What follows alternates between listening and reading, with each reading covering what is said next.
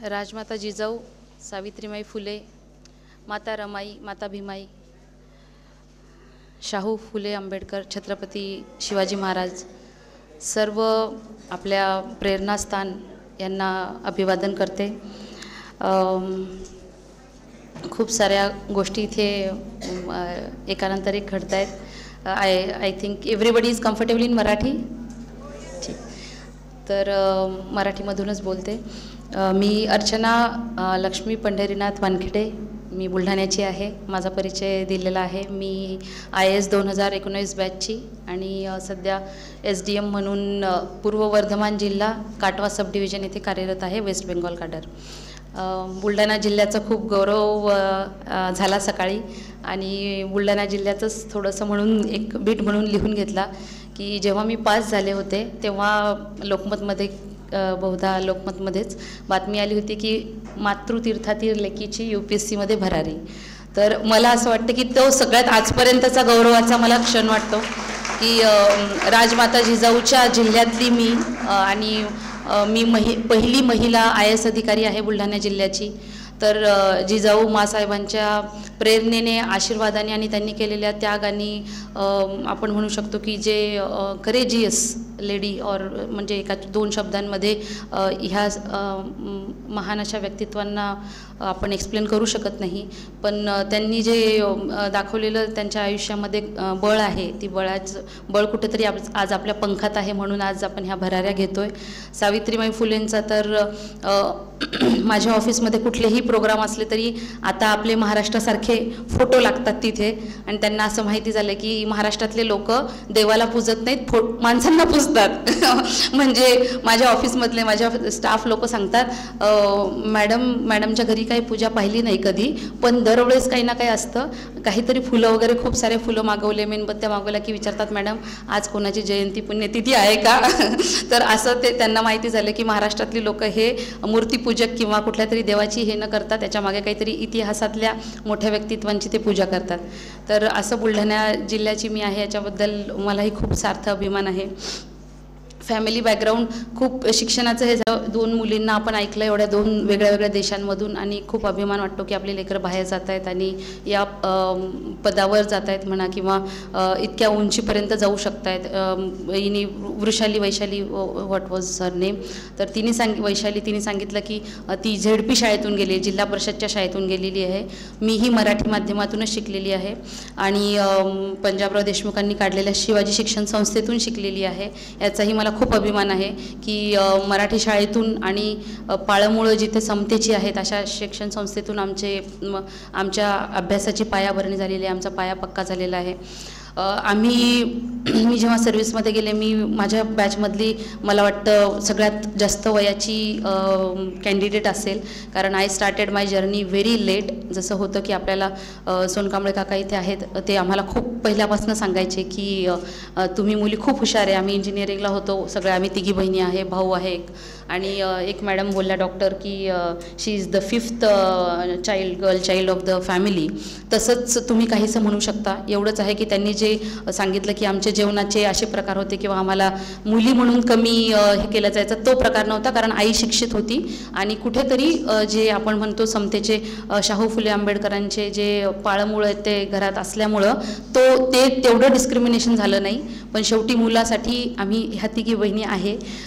तर काका आम्हाला नेहमी सांगायचे बुलढाण्यामध्ये असताना की तुम्ही स्पर्धा परीक्षांसाठी बसा, पण एक रुटीन जसं असतं की ग्रॅज्युएशन करायचं, जॉबला लागायचं आणि लग्न करायचं, तर ह्या रुटीन आईवडिलांच्या कुठेतरी खूप समाजामुळे म्हणा किंवा आपल्या सोशल अपब्रिंगिंगमुळे म्हणा, सोशलायझेशनमुळे म्हणा, आईवडिलांच्या खूप डोक्यात पक्क बसलेलं होतं की हे असंच करायचं।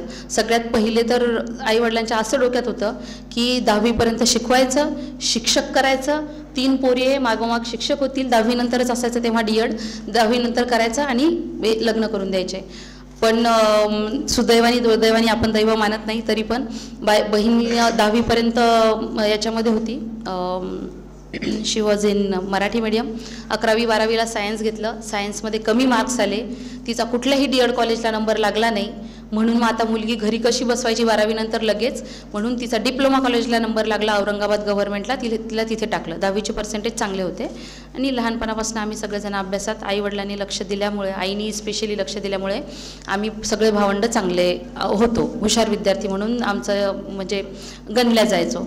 तर तिला जेव्हा इंजिनिअरिंगला टाकलं तेव्हा तिने मला सांगितलं की 12वी नंतर डिप्लोमा करायचा नसतो, तो केला की 2 वर्ष वाया जातात, 12वी नंतर इंजिनिअरिंगला जायचं असतं, तर तू 12वी नंतर डिप्लोमा करू नको, तू इंजिनिअरिंगला जा. म्हणजे such was the level of our awareness about our career. तर बहिणीने तिथे पण खूप चांगल्या मार्गांनी पास झाली. ते करत असताना तिचं बुलढाणा औरंगाबाद खूप चक्रा व्हायच्या मुलं बघण्यासाठी. एक थोडीशी सडपातळ आहे त्याच्यामुळे डिप्लोमा नंतर पण लग्न ठरलं नाही. खूप बारीक आहे, 10वीच्या 12वीच्या पोरींसारखी दिसते असं म्हणून डिप्लोमा नंतर पण लग्न झालं नाही. मीनवाईल माझं इंजिनिअरिंगला ॲडमिशन झालं. माझं जेव्हा इंजिनिअरिंगला ॲडमिशन झालं तर अमरावती गव्हर्नमेंटपासून सगळ्या कॉलेजेसला, सगळ्या ब्रांचेसला माझा नंबर लागत होता. पण ऑलरेडी एक बहीण औरंगाबादला शिकत होती. वडिलांना दोन्ही मुलींचे खर्च झेपणार नव्हते, म्हणून वडिलांनी मला बुलढाण्याच्या जवळ चिखली नावाचं एक अनुराधा इंजिनिअरिंग प्रायव्हेट कॉलेज आहे, तिथून अपडाऊन करता येतं म्हणून मी तिथे गेले. तर त्याच्यानंतर तिचं लग्न झालं नाही, डिप्लोमा कंप्लीट झाला, म्हणून तिला ग्रॅज्युएशनला इंजिनिअरिंगला टाकण्यात आलं. अशा दोघी बहिणी एका वर्गात आलो, म्हणजे इंजिनिअरिंगला एक सोबत आलो. त्याच्यानंतर फायनल इयरमध्ये गेटच्या परीक्षेची फी 500 रुपये होती. दोघी पण खूप आजारी होतो, माहिती नाही का बरं, म्हणजे खूप वर्षांनंतर सोबत आजारी पडलो. तर तिला म्हटलं आपण गेटची परीक्षा द्यायला जायचं का नाही, तर ती म्हणते नाही गं, 500 रुपये भरलेले आहेत, तर खूप म्हणजे आईवडिलांचे पैसे असे कसे वाया घालवायचे, म्हणून दोघी गेलो. आम्हाला काहीच अपेक्षा नव्हती, बिकॉज फायनल इयरमध्ये होते आणि गेट तुम्हाला माहिती आहे की गेटचे विद्यार्थी वर्ष घरी बसून क्लास लावून हे घेतात, गॅप घेऊन परीक्षा देतात. ज्यांचे घरात इंजिनियर्स असतील त्यांना माहिती असेल. पण फायनल इयरला असतानाच माझी गेटची परीक्षा पास झाली. मग गेटची परीक्षा पास झाली तेव्हा जसं हे यायचे, म्हणजे it was not online system, 2004ची गोष्ट आहे. तर तेव्हा ते कार्ड आलं घरी. ते कार्ड आल्यानंतर घरी मी कॉलेजमधून आल्यावर बुलढाण्यात कमीत कमी 7 ते 8 शिक्षक आणि सिनियर्सच्या घरी फिरले की हे कार्ड आलं आहे, मी पास झाले का. म्हणजे घरात त्याच्या अगोदर गेट स्कोअर हा प्रकार पाहिलेला नव्हता कोणी. मग लोकांनी सांगितलं हो तू पास झाली. मग बहीण पण सोबतच त्याच वर्षी ग्रॅज्युएशनच्या फायनल इयरला होती मोठी बहीण. तर आई म्हणे की कदाचित ती पण पास झाली असेल. म्हटलं नाही ती पास झाली असते तर तिचं पण कार्ड आलं असतं.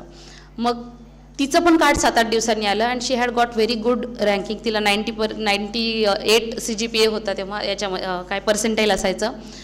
माझं VIT पुणेला ॲडमिशन झालं, तिला IIT रुडकी मिळालं. अशी आमची शिक्षणाची. आणि फायनल इयरमध्ये काका होते पुण्याला, सांगितलं मी याला बुलढाण्याला, काकांनी आमचा खूप मोठा सत्कार घेतला आणि गेट स्कोअर आला. आईवडिलांना वाटलं की आता पोरींना जर नाही पाठवलं, स्टायपेंड आहे, गेट स्कोअर आलेला आहे, नाही पाठवलं, एवढ्या मोठ्या ऑफिसर्सनी यांचा एवढा मोठा बुलढाण्यात सत्कार केला आहे, तर आता खूप अपमानाची गोष्ट होईल. तर आपण मुलं तर बघत राहू, पण समहाऊ त्यांना जाऊ द्या. नंतर तिसरी बहीण माझ्याच कॉलेजमध्ये इथे आज आहे, ती जयश्री होती, येईल. तर ती माझ्यानंतर इंजिनिअरिंगला, घरची परिस्थिती कदाचित चांगली असती तर ती मेडिकलला गेली असती. शी हॅड दॅट ॲक्युमन. पण तसं न करता मग मी जिथे इंजिनिअरिंगला होते तिथेच इंजिनिअरिंगला, त्याच्यानंतर भाऊ PICT पुणेला इंजिनिअरिंगला, असे आम्ही 4घे जण शिक्षक न होता इंजिनियर झालो. आता हा आमचा पहिला पाडा होता. याच्यानंतर आईवडिलांना एकच एम राहिलं होतं आता की कसं पण करून पोरींचे लग्न करून देणे. पुढच्या 1 वर्षात आमच्या 3घी बहिणींचे लग्न झाले. लग्न झाल्यानंतर जयश्रीची मुलगी बसलेली आहे, तर तिला इमिडिएटली आफ्टर मॅरेज ती झालेली आहे. मला असं वाटत होतं की मी सॉफ्टवेअरमध्ये ब्रीफ पिरियडसाठी काम केलं, आवडत नव्हतं सॉफ्टवेअर अजिबात, काही खूप चांगलं वाटत नव्हतं. म्हणजे नसतो एकेकाचा किंवा there is nothing wrong about it, खूप चांगलं फील्ड आहे, त्याच्याबद्दल काही नाही. त्याच्यानंतर असिस्टंट प्रोफेसर म्हणून मी कमीत कमी 10 कॉलेजेस बदलले आणि प्रत्येक कॉलेजला UGCची माझी हे असायची अपॉइंटमेंट. UGC नसलं तर मी जायचीच नाही इंटरव्ह्यूला. पण त्याच्यातही मन लागत नव्हतं. कुठेतरी वाटत होतं की आपण ज्या भागातून आलो, आपण शेतकऱ्यांचे प्रश्न बघितले. मी माझ्या 10वीपर्यंत झोपडपट्टीमध्ये राहिली आहे, तर मी ते प्रश्न बघितले. मी व्यसनाधीनता पाहिलेली आहे, आजूबाजूला गरीब लोक बघितलेले आहे. माझे वडील जॉबला लागले, ते 5 काकांमध्ये एक जण जॉबला लागलेला होता. तर त्याच्यामुळे वडील जॉबला असून पण स्टेट ट्रान्सपोर्ट डिपार्टमेंटमध्ये माझे वडील क्लर्क होते. तर त्यामुळं जॉबला असून पण जॉबवाल्यांच्या मुलांसारखं एक न्यूक्लिअर फॅमिली जेव्हा असते तर तसं लाईफ आमच्या वाट्याला आलं नाही. ते चांगल्यासाठीच आलं नाही असं आज म्हणते, कारण की आईवडिलांनी खूप लोकांसाठी केलं आणि आम्ही तिच्यातून खूप काही शिकलो. तर अशा परिस्थितीमध्ये मग ही जर्नी सुरू झाली की नाही हे आवडत नाही आहे, मग काय करायचं. मग काय करायचं तर MPSC UPSCला बसू. त्याच्यानंतर मी सांगितलं की लग्नानंतर हे सगळं चालू झाल्यानंतर 4 वर्ष माझी अशीच गेली, परीक्षा द्यायची की नाही द्यायची. कधी कधी खूप चांगलं म्हणजे कधी कधी नाही, मोस्ट ऑफ द टाइम्स मुलीला जी कुटुंबामध्ये सेकंडरी ट्रीटमेंट मिळते लग्नानंतर तेच माझ्याही वाट्याला होतं. त्यामुळं ups and downs were there. मग कधी म्हणजे परमिशन घ्यायला लागतात आपल्याला लग्नानंतर, नाही म्हणजे ते येतं आपल्या वाट्याला, हे ह्या पुरुषप्रधान संस्कृतीचा भाग आहे तो दुर्दैवानी. तर त्या परमिशन्स कधी मिळायच्या कधी नाही मिळायच्या, असं करत करत करत करत माझे 4 अटेम्प्ट्स गेले. घर सांभाळून संसार सांभाळून ते काही होत नव्हतं. त्याच्यानंतर मी विचार केला की मी जॉब सोडते. थोड्या काळासाठी मला एक गव्हर्नमेंटचा जॉबही लागला, तोही सोडला. तर त्याच्यानंतर मी विचार केला की मी यशदाला जाते, एक शेवटचा 100% अटेम्प्ट देऊन पाहते. 100%, कारण मला लहानपणापासून ग्रुप स्टडीची सवय होती. तर मला असं वाटलं की एक ग्रुप स्टडी करून बघूया असं म्हणून. आणि मला कुठेतरी आतून वाटत होतं की 100% दिलेले नाही आहेत, एकदा 100% देऊन बघू असं म्हणून यशदाला गेली. यशदाला जात असताना पण मला घरून परमिशन मिळत नव्हती. भावाला सांगितलं तू ड्राफ्ट भरून ठेव, तू DD भरून ठेव, मी कसं तरी करून ॲडजस्ट करते, बघते काय करता येईल ते. तर मी म्हटलं की जेव्हा तुम्ही सांगाल, मी पनवेलला राहायचे, जेव्हा तुम्ही सांगाल तेव्हा मी येईल, पण मला जाऊ द्या. आणि असं करून मला ती परमिशन मिळाली. I got in to Yashada and literally खरंच म्हणजे मी खूप मोठी होती त्या बॅचमध्ये, तर भाऊ होता सोबत, त्यामुळे मला पूर्ण यशदाची बॅचच ताई म्हणायची. तर पोरं म्हणायचे की ताईचा काही भरोसा नाही, ताई आत्ता आहे, अर्ध्या तासात तिथे राहील की नाही त्याचं काही हे नाही आहे, तिला जावं लागतं. आणि मुलगी लहान होती. मग त्याच्यानंतर मुलीला 2 वर्ष आईवडिलांकडे ठेवलं बुलढाण्याला, तिचं शिक्षणही बुलढाण्यालाच सुरू झालं. आणि अशा प्रकारे त्या अटेम्प्टमध्ये मी इंटरव्ह्यूपर्यंत पोहोचले. इंटरव्ह्यू नंतर त्या अटेम्प्टमध्ये झालं नाही, तर that was a very disturbing point for me, की मला असं वाटत होतं की आता झालं म्हणजे होत आलं आहे बाबा सगळं. मग त्याच्यानंतर बुलढाण्याला गेले, तेव्हा खूप वाईट वाटलं. मुलगी खूप छोटी होती, 4 वर्षाची वगैरे असेल, पण माझी मुलगी शी इज व्हेरी मॅच्युअर. ती मला म्हणे तू अजून कर, आणि she was very confident about me की मी पास होईल. तर असा तो फायनल अटेम्प्ट होता, 6वा अटेम्प्ट होता. आणि त्या 6व्या अटेम्प्टमध्ये मग म्हणजे परीक्षा तिन्ही परीक्षा झाल्या, पास झाले. 447 रँक होता माझा, आणि IAS मिळणार हे असं पक्क होतं. तर असा जर्नी आहे तो, खूप हे करून सांगितला, कॉम्पॅक्ट करून सांगितला.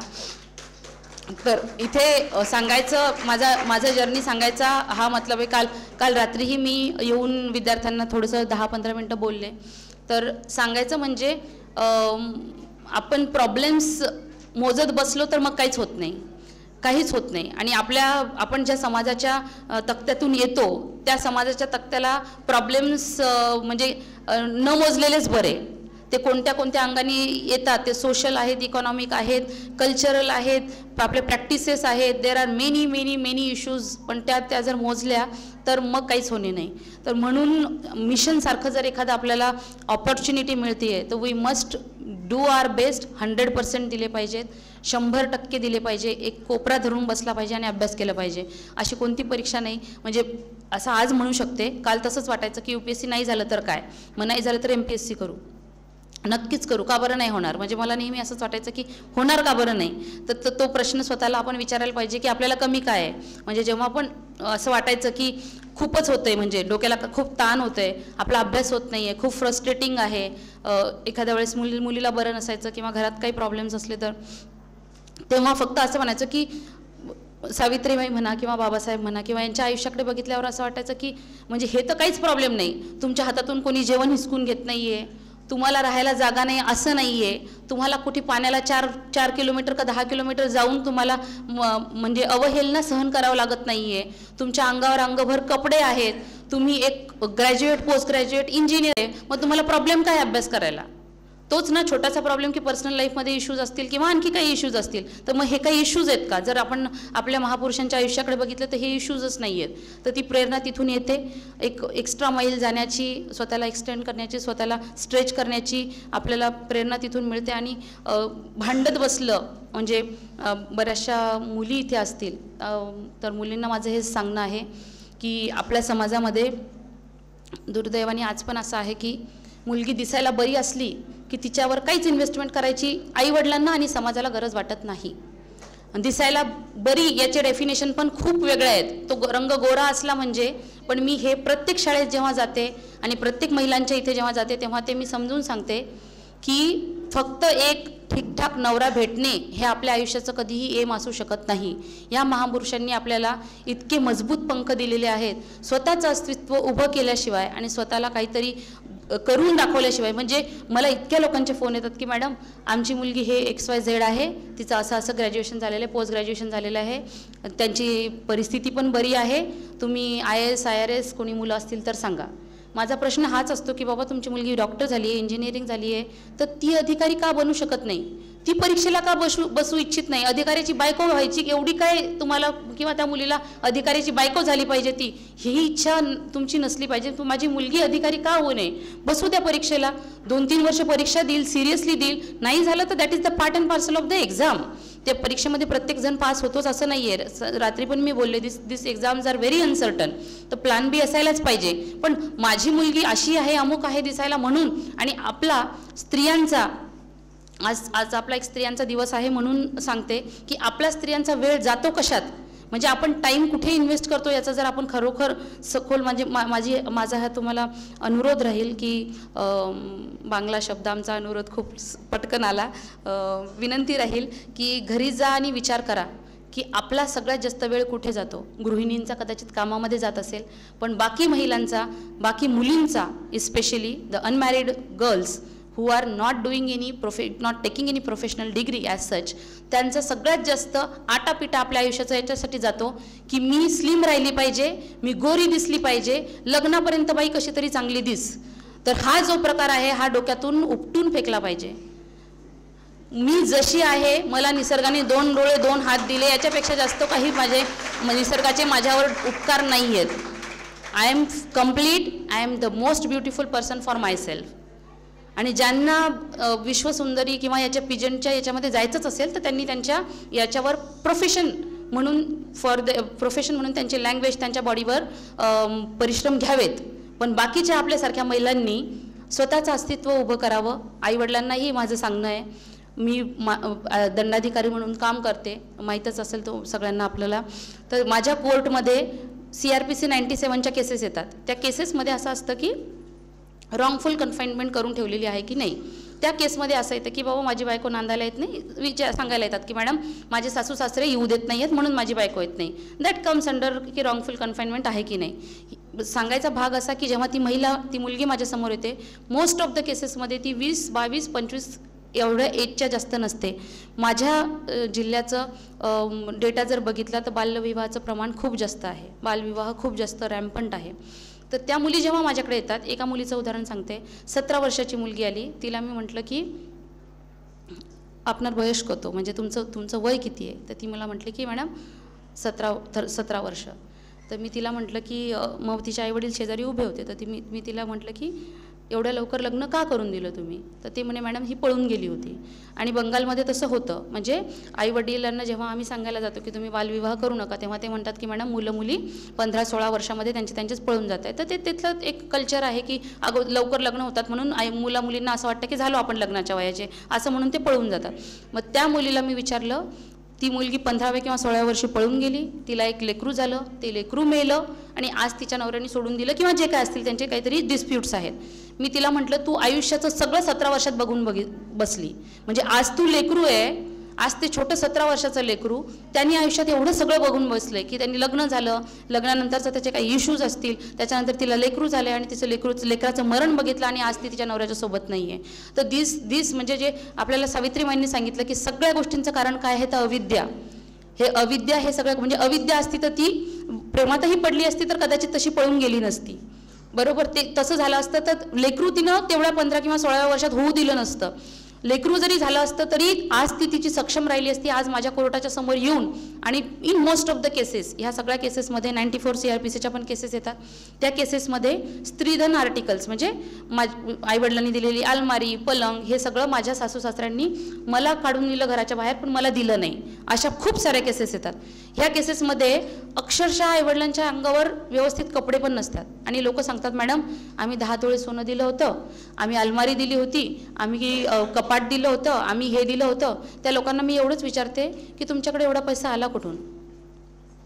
कारण ह्या पैशाच्या 1/4 जरी तुम्ही तुमच्या मुलीवर इन्व्हेस्ट केले असते शिक्षणावर, तर आज तुम्हाला तुमच्या मुलीच्या समवेत माझ्यासमोर असं लाचार म्हणून उभं राहण्याची गरज पडली नसती. तर जे हे हुंडा आहे, हे आहे, तर हे सगळं सावित्रीबाईंनी आणि महात्मा फुलेंनी आपल्याला जे सांगितलं, हे सगळं अविद्येचं मूळ आहे. आपल्या लेकरांच्या अजूनही हुंड्याची पद्धत खूप मानापानाने हुंडा घेणाऱ्यांना आणि देणाऱ्यांना म्हणजे लज्जित करायला पाहिजे समाजामध्ये, ते होत नाही. त्यांचा खूप मान आहे. घेतलं नाही तर आपला काहीतरी मान कमी होईल, नाही मग आपलं घेतलं नाही तर आपल्या पोरात काहीतरी खोट असेल म्हणून घेत नाही, अशा प्रकारच्या आपल्या धारणा आहेत. तर हे आपण कुठेतरी एक जबाबदार नागरिक म्हणून, आणि आपल्याला खरंच वाटत असेल की आपण शाहू फुलांचे वारस आहे, तर हे आपण बंद केलं पाहिजे. आणि we should take very very strong steps. म्हणजे जेव्हा आपण जिजाऊ महासाहेबांचं असू द्या किंवा सावित्रीबाईंचं असू द्या, त्यांचं आयुष्य जेव्हा बघतो तेव्हा असं वाटतं की असं कसं कोणी विचार करू शकतं, म्हणजे असं होऊच कसं काय शकतं की एक बाई जी 22 वर्षाची आहे, 23 आहे, 25 आहे, आणि त्या म्हणतायत की अनावरस लेकरं जे विधवांना झालेले त्यांचे बाळणपण मी करीन आणि माझ्या घरात ठेवील. आजही आपल्यातल्या किती बाया उभं राहून असं म्हणू शकतील? आजही आपण जर बिफोर मॅरेज जर कोणाला लेकरू झालेलं असेल तर आज हा समाज एक्सेप्ट करेल का? महात्मा फुलेंनी आणि सावित्रीबाईंनी ते नुसतं एक्सेप्ट केलं नाही, तर त्या स्त्रियांनाही किती करुणेने वागवलं, अशा एका लेकराला दत्तक घेतलं. तर मग आपण जर वारसदार म्हणतो तर खरंच वारसदार झालो का नाही, ह्याचा हा मला आज प्रश्न सगळ्यांना विचारायचा आहे की खरंच वारसदार आहोत का? ते इंटरकास्ट मॅरेजेसपासून सुरू करा किंवा जेही मी आतापर्यंत प्रश्न मांडले, खूप खूप दुःखाने असं सांगावं लागतंय की अजूनही मुलगा नाही झाला तर दुसरी बायको करण्याचा अजूनही घरात विषय निघतात. दिस इज शेमफुल. आणि जर असेल असं तर मला असं वाटतंय कृपा करून अशा लोकांनी म्हणूच नाही की आम्ही म्हणजे आंबेडकराईट आहोत, आम्ही फुल्यांचे वारस आहोत, आम्ही शाहूंचे वारस आहोत, आम्ही छत्रपतींचे वारस आहोत, असं म्हणूच नाही. म्हणजे मिरवणुका काढायच्या, तिथं याच्यावर उभं राहायचं, पारावर म्हणा किंवा आणखी गल्ल्याबोळ्यामध्ये उभे राहायचे, भगवे नाही तर निळे मफलर टाकायचे, रस्त्याने येणाऱ्या जाणाऱ्या बायांना किंवा मुलींना टाकायचं. हे जर तुम्ही करत असाल तर म्हणूच नका, ते टाकूच नका तुमच्या गळ्यात.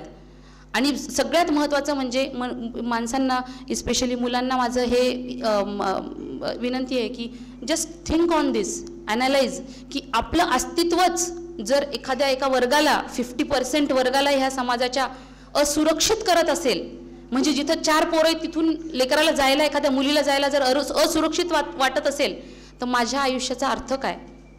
एखाद्या भगिनीला माझ्या शेजारून जाणाऱ्या किंवा घोळक्याच्या शेजारून जाताना कॉन्फिडंट वाटत नसेल, तिला एखादा ड्रेस घालताना कॉन्फिडंट वाटत नसेल, किंवा तिला बसमधून प्रवास करत असताना माझ्यासोबत बसताना कॉन्फिडंट वाटत नसेल, तर ॲज अ मनुष्य प्राणी म्हणून माझ्या आयुष्याचं काय मोल आहे? एखादा गुंडा असू द्या किंवा एखादा हिंस्त्र पशु असू द्या, त्याला पाहून जसं आपण घाबरतो तसं जर आम्ही महिला तुम्हाला घाबरत असू तर याच्यावर तुम्हाला खरंच गांभीर्यानं आज विचार करायला पाहिजे. तर आज एवढं बोलते, खूप साऱ्या गोष्टी आहेत बोलायला. DM सरांनी कलेक्टर साहेबांनी खूप महत्त्वाची गोष्ट बोलली, खूप मनाला लागली म्हणून बोलते. समानता ही मेहरबानी नाही, समानता ही कुणी कुणाला दिलेली मेहरबानी नाही. जे जर म्हणजे खूप यांनी छाती ठोकपणे सांगतात आम्ही आमच्या सुनेला जॉब करू देतो, आमची सून किंवा आमची लेक आम्ही बाहेर पाठवली, तिला आम्ही XYZ असे कपडे घालू देतो. मुलाच्या बाबतीत आपले हे शब्द निघत नाहीत. तर ही जी आम्ही तिला समानता देतो, हे जे आपण गौरवानं सांगतो, ती कुणाची मेहरबानी नाही आहे. हा आम्हाला आमच्या संविधानकर्त्यांनी, बाबासाहेबांनी आणि समानतेच्या पुरस्कर्त्यांनी दिलेला अधिकार आहे.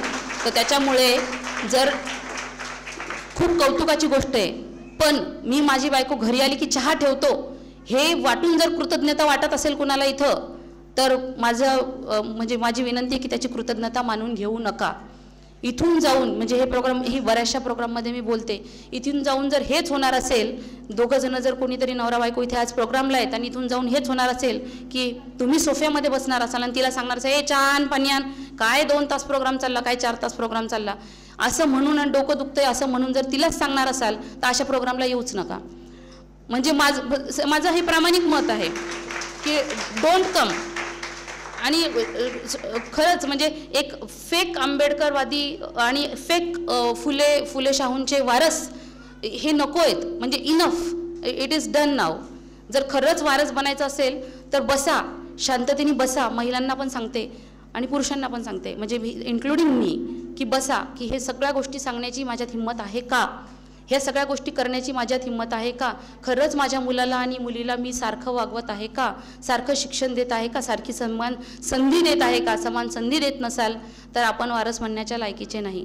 तर everything charity begins from home, जे महात्मा फुलेंनी आपल्याला सांगितलं. त्यांनी सगळ्यात प्रथम आपल्याला म्हणजे बाहेर सगळ्या गावभर जे सांगितलं आपल्याला की लेख लिहत बसले नाही आणि त्याच्यानंतर जाऊन दुसऱ्या बाईशी लग्न केलं नाही. हे लबासनामध्ये असताना पण आम्ही एक इक्वॅलिटी वीक नावाचा वीक केला होता.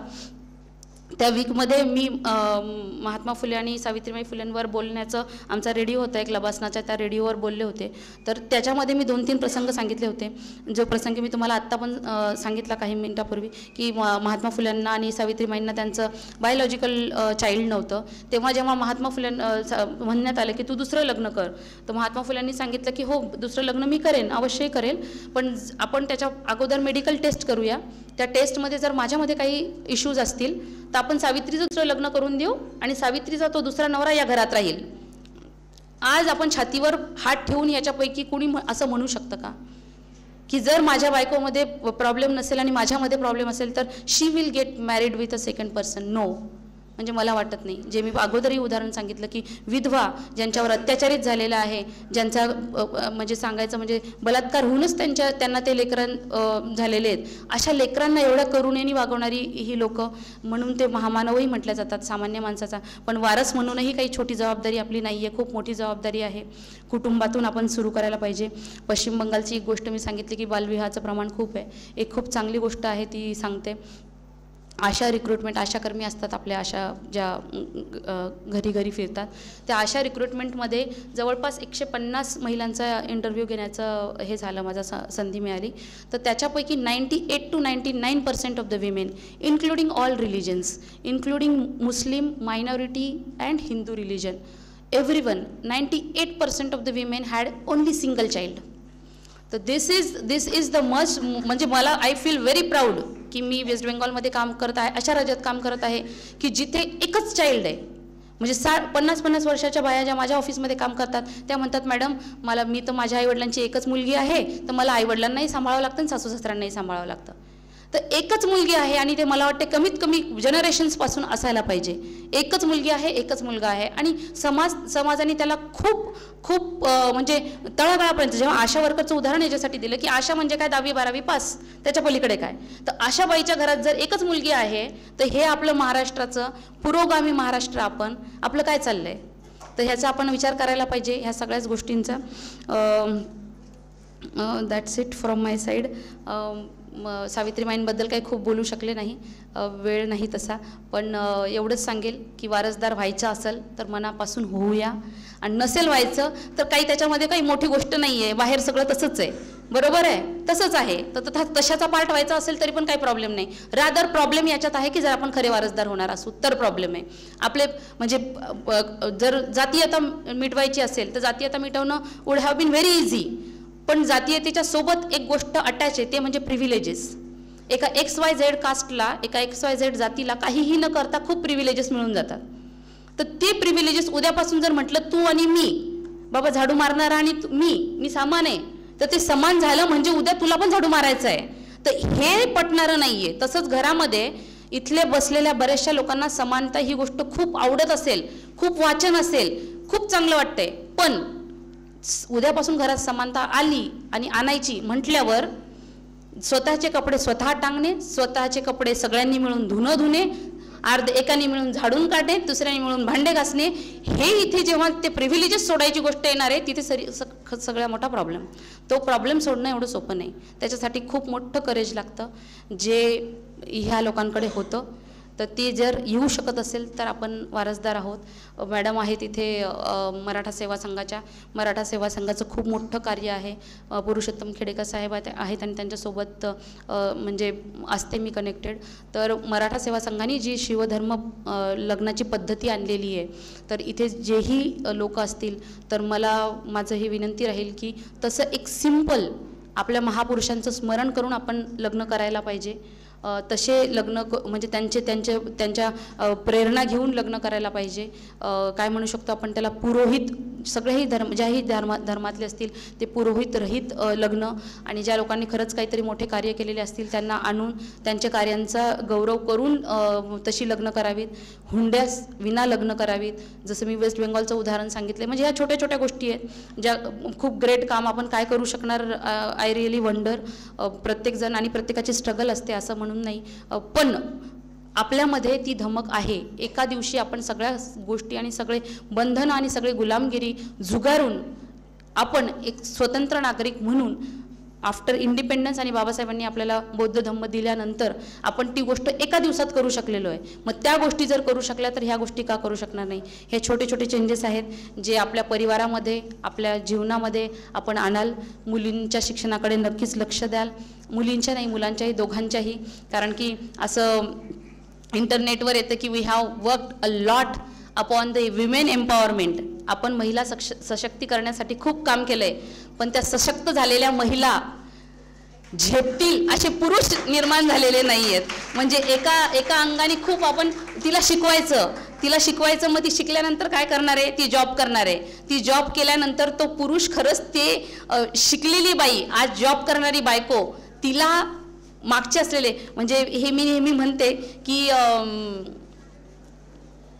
काल गुरं ओढायचं जे काम होतं, मेलेली गुरं ओढायचं, ते काम एका दिवसात बाबासाहेबांनी आपल्याला सांगितलं की करायचं नाही आणि आपण सोडलं. आपण म्हणजे सगळ्या समाजांमधली जी ही वेठबिगारीची कामं होती, जी ही आपल्याला अपमानास्पद कामं होती, ती सगळ्या समाजांनी सांगितलं आणि कॉन्स्टिट्यूशन आल्यानंतर आपण सोडलं.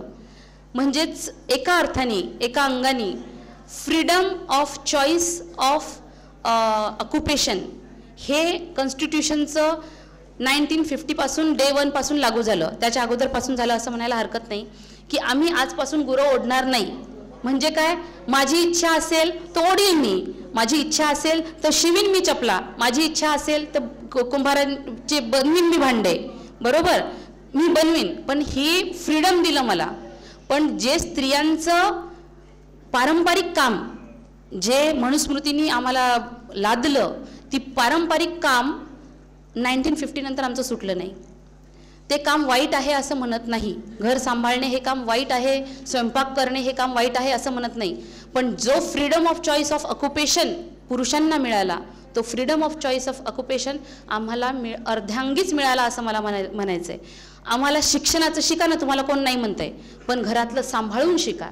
म्हणजे तो आम्हाला एक्सक्लुझिव्ह इट हॅज बिकम. म्हणजे जर तुम्हाला आम्ही जर म्हटलं असतं की तुम्ही ओढा ना ढोरं, तुम्ही ढोरं ओढा, तुम्ही चपला शिवा, तुम्ही कुंभाराचे हे बनवा, नंतर शिका ना तुम्हाला नाही कोण म्हटलंय, संविधानाने तुम्हाला अधिकार दिला, तर तुम्हाला चाललं असतं का? जर चाललं नसतं, तुम्ही स्वतःसाठी जर स्वातंत्र्य निवडलं तर आम्हालाही द्या, ही विनंती राहिली. ठीक आहे. कदाचित खूप जास्त कडू बोलले असेल, कठोर बोलले असेल, पण आवश्यक आहे. काही दुखण्यांचे तसेच औषधं असतात, तर त्याच्यामुळे क्षमा मागणार नाही, कारण ते खरं आहे. ठीक आहे. Thank you so much. जय भीम, जय जिजाऊ. धन्यवाद. जिजाऊची लेख अशीच पाहिजे.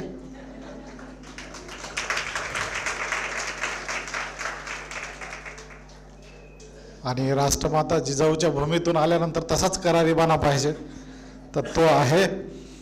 आणि पश्चिम बंगालमध्ये ते झंझावत प्रशासकीय माध्यमातून अर्चना मॅडम त्या देतील.